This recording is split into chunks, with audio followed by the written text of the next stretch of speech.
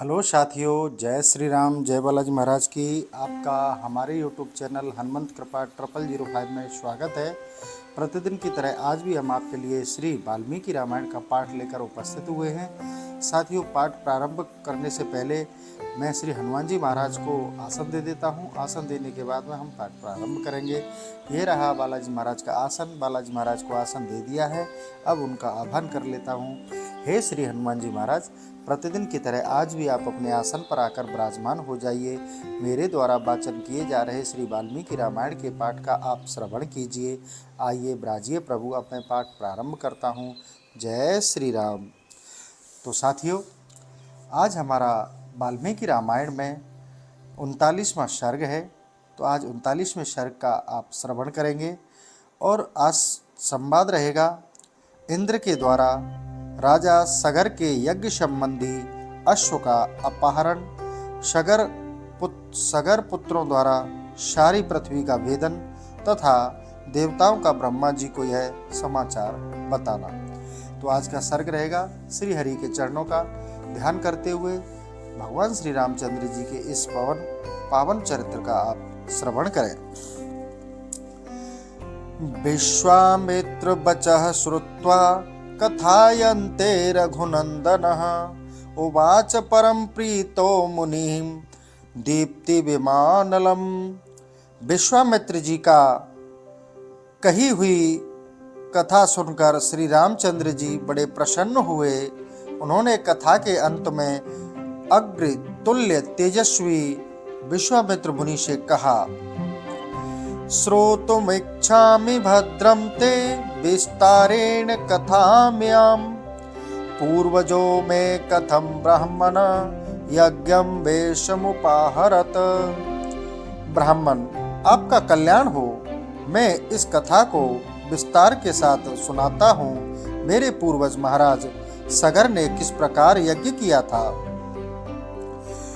तस्य तद्वचनं श्रुत्वा कौतूहल समन्वितः विश्वामित्र अस्तो काकुस्तुमुवाच प्रसन्नचिव। उनकी वह बात सुनकर विश्वामित्र जी को बड़ा कौतूहल हुआ। वे यह सोचकर कि मैं जो कुछ कहना चाहता हूँ उसी के लिए ये प्रश्न कर रहे हैं, जोर जोर से हंस पड़े।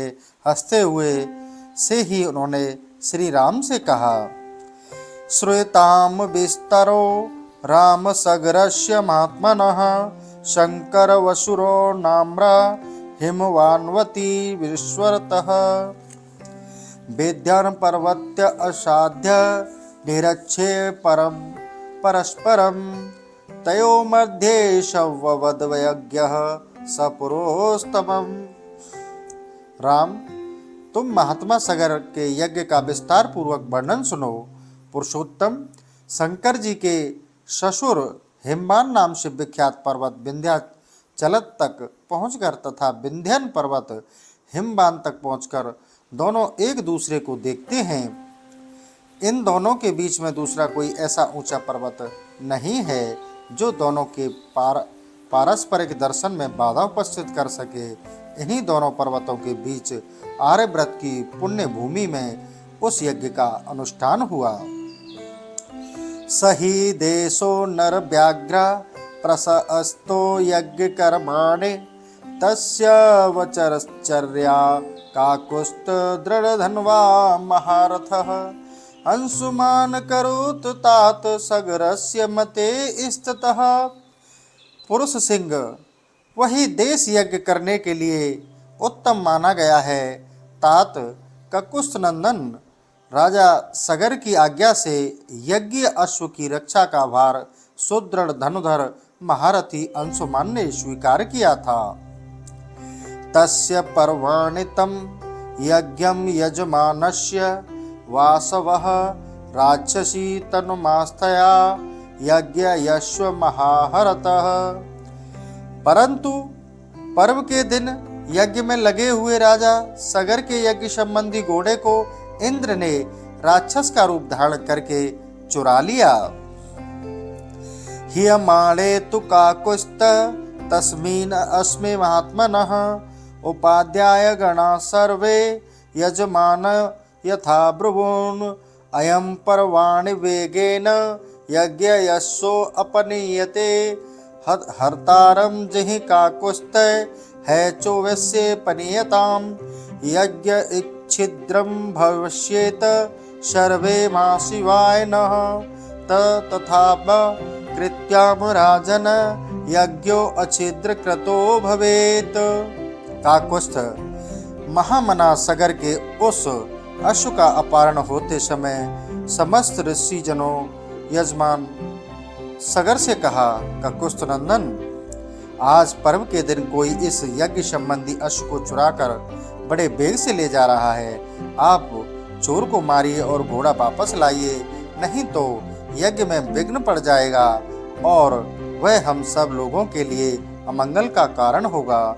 राजन, आप ऐसा प्रयत्न कीजिए जिससे यह यज्ञ बिना किसी विघ्न बाधा के पूर्ण हो। सोप अध्याय वचः श्रुत्वा तस्मिन् सदसि पार्थिवः षष्ठीं पुत्र सहस्राणि वाक्यमेतदुवाचः गतिं पुत्र न पश्यामि रक्षा पुरुषो वा मंत्रपूते महोभागिरस्तुतो हिम महाकृतोः। उस यज्ञ सभा में बैठे हुए राजा सगर ने उप अध्यायों की बात सुनकर अपने 60,000 पुत्रों से कहा, पुरुष प्रवर पुत्रों, यह महान यज्ञ वेद मंत्रों से पवित्र तथा कर्ण वाले महाभाग महात्माओं द्वारा संपादित हो रहा है। अतः यहाँ राक्षसों का पहुँच हो ऐसा मुझे नहीं दिखाई देता। अतः यह अश्व चुराने वाला कोई देव कोटि का पुरुष होगा। तदगच्छत विच्छिन्न धव पुत्रकः भद्रमस्तु वा समुद्र मालिन शर्वा प्रतिमन मुगाक्षय एकं योजनं पुत्रा विस्तारमि गच्छतः यावत तुरंग सदर्श स्तावतः खनत मेदिनीं तमेव है हरतरम मार्गमाणाममाज्ञा। अतः पुत्रों, तुम लोग जाओ, घोड़े की खोज करो, तुम्हारा कल्याण हो। समुद्र से घिरी हुई इस सारी पृथ्वी को छाट डालो, एक एक योजन विस्तृत भूमि को बांटकर उसका चप्पा चप्पा देख डालो। जब तक घोड़े का पता न लग जाए तब तक मेरी आज्ञा से इस पृथ्वी को खोदते रहो। इस खोदने का एक ही लक्ष्य है, उस अश्व के चोर को ढूंढ निकालना। दीक्षतः पौत्र सहित शोप उपाध्याय गण स्वहतम इह स्थास्यामि भद्रम वो यावतः तुरंग दर्शनम। मैं यज्ञ की दीक्षा ले चुका हूँ, अतः स्वयं उसे ढूंढने के लिए नहीं जा सकता। इसलिए जब तक उस अश्व का दर्शन न हो तब तक मैं उपाध्यायों और पौत्र अंशुमान के साथ यहीं रहूंगा। ते सर्वे हृष्ट मनसो राजपुत्र महाबलः जंगो महितलम राम पितृवचन नियंत्रितः। श्री राम, पिता के आदेश रूपी बंधन से बंधकर वे सभी महाबली राजकुमार मन ही मन हर्ष का अनुभव करते हुए भूतल पर विचरने लगे। गत्वा तो पृथ्वी सर्वमुदृष्ट्वा तम महाबलः योजनायाम विस्तारय धरणीतलम विबुध पुरुष व्याघ्रा वज्र स्पर संभृजे। सारी पृथ्वी का चक्कर लगाने के बाद भी उस अश्व को न देखकर उन महाबली पुरुष सिंह राजपुत्रों ने प्रत्येक हिस्से में एक एक योजन भूमि का बंटवारा करके अपनी भुजाओं के द्वारा उसे खोदना आरंभ किया। उनकी उन भुजाओं का स्पर्श वज्र के स्पर्श की भांति दुस्सह था। शूलिरक्षिणे लेक्ष्पे हलिश्चापि सदा गुणे विद्यामनाम वसुमती ननाद रघुनंदन। रघुनंदन, उस समय वज्रतुल शूलों और अत्यंत दारुण हलों द्वारा सब ओर से विदीर्ण की जाती हुई वसुधा आर्तनाद करने लगी। नागानाम बध्यमान नाम सुराणाम च राघव राक्षसनाम दुराधर्ष शत्रुवानाम निनदो भवतः। रघुवीर, उन राजकुमारों के द्वारा मारे जाते हुए नागों, असुरों, राक्षसों तथा दूसरे प्राणियों का भयंकर आर्तनाद गूंजने लगा। योजनाम सहस्राणि षष्टितु रघुनंदन विबुध दुर्धरणी राम रसातल मनुत्तमम। रघुकुल को आनंदित करने वाले श्री राम, उन्होंने 60,000 योजन की भूमि खोद डाली, मानो वे सर्वोत्तम रसातल का अनुसंधान कर रहे हों। एवं पर्वत संबंधाम जम्मू दीपम नृपात्मजः खनंतो नपसाधुल सर्वतः पर चक्रमो। नरपश्रेष्ठ राम, इस प्रकार पर्वतों से युक्त जम्मू द्वीप की भूमि खोदते हुए वे राजकुमार सब ओर चक्कर लगाने लगे। ततो देवा स गंधर्वा सासुरा सह पन्नगा सभ्रांत मनस सर्वे पितामहिम मुपागमन। इस समय गंधर्वों, असुरों और नागों सहित संपूर्ण देवता मन ही मन घबरा उठे और ब्रह्मा जी के पास गए। ते प्रसाद महात्मनः विष्णुवंदनस्तः उचु परम संस्कृतः पितामहमिदं वचः। उनके मुख पर विषाद छा रहा था। वे भय से अत्यंत संतृप्त हो गए थे। उन्होंने महात्मा ब्रह्मा जी को प्रसन्न करके इस प्रकार कहा। भगवन पृथ्वी सर्वा खन्यन्ते सगरात्मजे भयवश्य महात्मनो बध्यन्ते जलचारिणः। भगवान शगर के पुत्र इस सारी पृथ्वी को खोदे डालते हैं और बहुत से महात्माओं तथा जलचारी जीवों का वध कर रहे हैं। अयम यज्ञोहरो अस्माकं मने नास्ते पनीयते यतीते सर्वभूतानि ईशन्ति शगरात्मजः। यह हमारे यज्ञ में विघ्न डालने वाला है, यह हमारा अश्व चुरा कर ले जाता है। ऐसा कहकर वे शगर के पुत्र समस्त प्राणियों की हिंसा कर रहे हैं। इत्यार्षे श्री रामायणे वाल्मीकि आदि काव्ये बालकांडे एकनोचत्वरिशं सर्गः। इस प्रकार वाल्मीकि निर्मित आर्ष रामायण आदि काव्य के बालकांड का 39वां सर्ग पूरा हुआ। चत्वारिश सर्ग। हम अब 40वां सर्ग प्रारंभ करते हैं। भक्तों, इस सर्ग का जो संवाद है, शगर पुत्रों के भावी विनाश की सूचना देकर ब्रह्मा जी का देवताओं को शांत करना, शगर के पुत्रों का पृथ्वी को खोदते हुए कपिल जी के पास पहुंचना और उनके रोष से जलकर भस्म हो जाना। देवतानां वच श्रुत्वा भगवन् वे पितामह प्रत्युवाच संस्त्रान कृताल बल मोहितान। देवताओं की बात सुनकर भगवान ब्रह्मा जी ने कितने ही प्राणियों का अंत करने वाले सगर पुत्रों के बल से मोहित और एवं भयभीत हुए उन देवताओं को इस प्रकार कहा। यस्येम वसुधा कृत्य अस्त्रः वासुदेवस्य धीमतः महिषी माधवेश्वा स एव भगवान प्रभु कपिलं रूपमास्ताय धरास्तने धराम तस्य कोप अग्ना दग्धा भष्यन्ति नृपात्मजः। देवगण, यह सारी पृथ्वी जिन भगवान वासुदेव की वस्तु है तथा जिन भगवान लक्ष्मीपति की यह रानी है, वे ही सर्वशक्तिमान भगवान श्री हरि कपिल मुनि का रूप धारण करके निरंतर इस पृथ्वी को धारण करते हैं। उन्हीं की कोपाग्नि से ये सारे राजकुमार जलकर भस्म हो जाएंगे। पृथिव्या चपे निर्भेदो दुष्टये सनातनः सगरस्य च पुत्राणां विनाशो दीर्घदर्शनाम्। पृथ्वी का यह वेदन सनातन है। प्रत्येक कल्प में अवश्य भावी श्रुतियों स्मृतियों में आए हुए सागर आदि शब्दों से यह बात सुस्पष्ट ज्ञात होती है। इसी प्रकार दूरदर्शी पुरुषों ने सगर के पुत्रों का भावी विनाश भी देखा ही है, अतः इस विषय में शोक करना अनुचित है।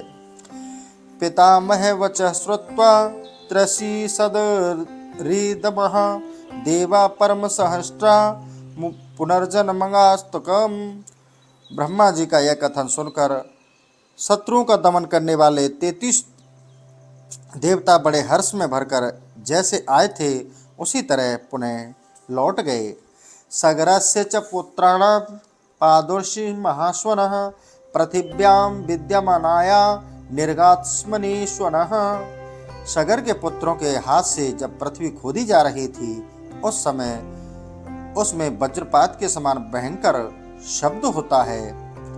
ततो भित्वा महिषर्वा कृत्या चापि प्रदक्षिणं सहता सागरः सर्वे पितरं वाक्य ब्रुवून्। इस तरह सारी पृथ्वी खोदकर तथा उसकी परिक्रमा करके वे सभी सगर पुत्र पिता के पास खाली हाथ लौट आए और बोले, परिक्रांतः महिषर्वा शत्रुबन्धश्च सुदितः देवदानव रक्षासि पिशाचरोगणपनगः न च पश्य महेश्वरं ते अश्वहर्तामेव च किं करिष्यामि भद्रं ते बुद्धिरत्र विचारयाम। पिताजी, हमने सारी पृथ्वी छान डाली, देवता दानव राक्षस पिशाच और नाग आदि बड़े बड़े बलवान प्राणियों को मार डाला, फिर भी हमें न तो कोई घोड़ा दिखाई दिया और न घोड़े को चुराने वाला ही आपका भला हो। अब हम क्या करें? इस विषय में आप ही कोई उपाय सोचिए।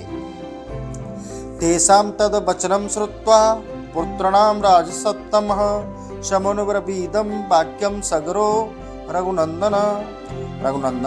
पुत्रों का यह वचन सुनकर राजाओं में श्रेष्ठ सगर ने उनसे कुपित होकर कहा, भूय खनत भद्रम्बो विवेतम वसुधातलम अश्वहर्ता असाध्यम कर्ताश्च निर्वर्तत।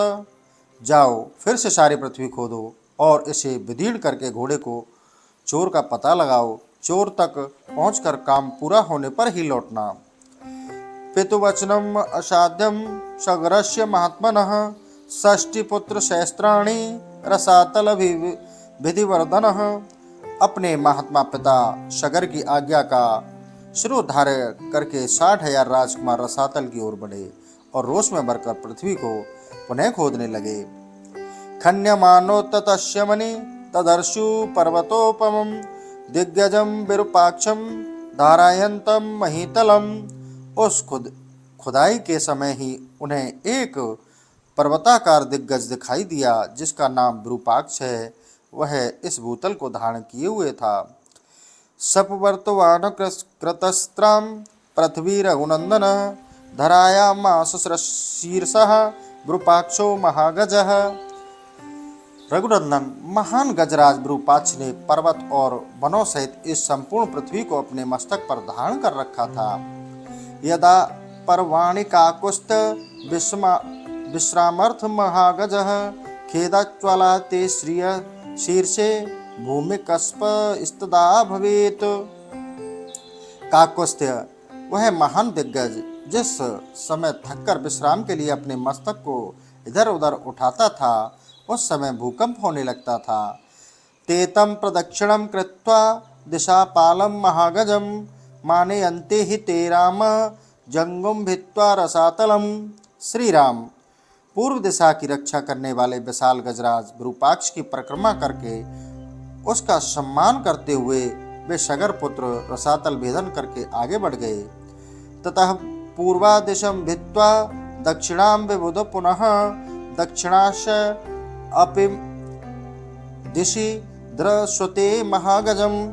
पूर्व दिशा भेदन करने के पश्चात वे पुनः दक्षिण दिशा भूमि को खोदने लगे। दक्षिण दिशा में भी उन्हें एक महान दिग्गज दिखाई दिया। बहपदम महात्मनः सुमपतवर्तोपमं शीर्षा धरयन्त गाम विस्मयं जगमुरुक्तमम्। उसका नाम महापदम महान पर्वत के समान ऊंचा और विशाल का गजराज अपने मस्तक पर पृथ्वी को धारण करता था। उसे देखकर उन राजकुमारों को बड़ा विस्मय हुआ। तेतम प्रदक्षिणं कृत्वा सगरस्य महात्मनः षष्टि पुनः सहस्त्राणि पश्चिमाभिवदुर्दशम। महात्मा सगर के भी 60,000 पुत्र उस दिग्गज की परिक्रमा करके पश्चिम दिशा की भूमि का भेदन करने लगे। पश्यामपि विदिशि महात्मन चलोपमं दिग्गजं सोमनस दृश्यते महाबलः। पश्चिम दिशा में भी उन महाबली सगर पुत्रों ने महान पर्वताकार दिग्गज सोमनस का दर्शन किया। तेतम प्रदक्षिणा कृत्वा सृष्ट्वा चापि निरामयं खनत समुपक्रांता दिशं सोमवर्ति तदा। उसकी भी परिक्रमा करके उसका कुशल समाचार पूछकर वे सभी राजकुमार भूमि खोदते हुए उत्तर दिशा में जा पहुँचे। उत्तरस्या रघु श्रेष्ठः द्रसहिं पांडुरं भद्रं भद्रेण वपुषा धारयन्तं महिमिमाम्। रघुश्रेष्ठ उत्तर दिशा में उन्हें हिम के समान श्वेत भद्र नामक दिग्गज दिखाई दिया, जो अपने कल्याणमय शरीर से इस पृथ्वी को धारण किए हुए था। समालभ्य ततः सर्वे कृत्वा चैन प्रदक्षिणम षष्टिपुत्र सहस्राणि विभूति दुर्वदा सुधातलम। उसका कुशल समाचार पूछकर राजा सगर के वे सभी 60,000 पुत्र उसकी परिक्रमा करने के पश्चात भूमि खोदने में के काम में जुट गए। ततः प्रागत्रत्मा गत्वा सागरः प्रतिथा दिशम रोषाद धम्म खनन सर्वे पृथ्वी सगारात्मजः। तदंतर सुविख्यात पूर्वोत्तर दिशा में जाकर उन सगर कुमारों ने एक साथ होकर रोष पूर्वक पृथ्वी को खोदना आरंभ किया। ते तो सर्वे महात्मनो भीम वेगा महाबलः ददर्शु कपिलम तत्र वासुदेव सनातनम। इस बार उन सभी महामना महाबली एवं भयानक वेगशाली राजकुमारों ने वहां सनातन वासुदेव स्वरूप भगवान कपिल को देखा। हयम च तस्य देवस्य चरन्तु विदूरतः प्रहर्षमतुलं प्राप्तः सर्वे ते रघुनंदन। राजा सगर के यज्ञ का वह घोड़ा भी भगवान कपिल के पास ही चल रहा था। रघुनंदन उसे देखकर उन सबको अनुपम हर्ष प्राप्त हुआ। ते तं यज्ञहनं कृत्वा क्रोधपर्याकुलेक्षणः कन्यचत्र लांगलधरा नाना वृक्षशिलाधरा। भगवान कपिल को अपने यज्ञ में विघ्न डालने वाला जानकर उनकी आंखें क्रोध से लाल हो गईं। उन्होंने अपने हाथों से खंती हल और नाना प्रकार के वृक्ष एवं पत्थरों के टुकड़े ले रखे थे। अभ्यधावन्त सक्रुद्धा तिष्ठेत चाब्रुवुन् अस्माकं तो हि तुरंग यज्ञं हृतवानसि दुर्मेधस्व हिम संप्रपातम विधिम न सागरत्मजना। वे अत्यंत रोष में भरकर उनकी ओर दौड़े और बोले, अरे खड़ा रहे, तू ही हमारे यज्ञ के घोड़े को यहाँ चुरा लाया है। दुर्बुद्धे, अब हम आ गए, तू समझ ले हम महाराज सगर के पुत्र हैं। श्रुत्वा तद वचनम तेषां कपिलो रघुनंदनः रोषेण महतविष्टो हुंकार मकोर तदा। रघुनंदन, उनकी बात सुनकर भगवान कपिल को बड़ा रोष हुआ और उस रोष के आवेश में ही उनके मुंह से एक हुंकार निकल पड़ा। ततस्तेन प्रमेण कपिलेन महात्मनः वस्मरसीकृताः सर्वे काकुत्स्थ सगरात्मजः।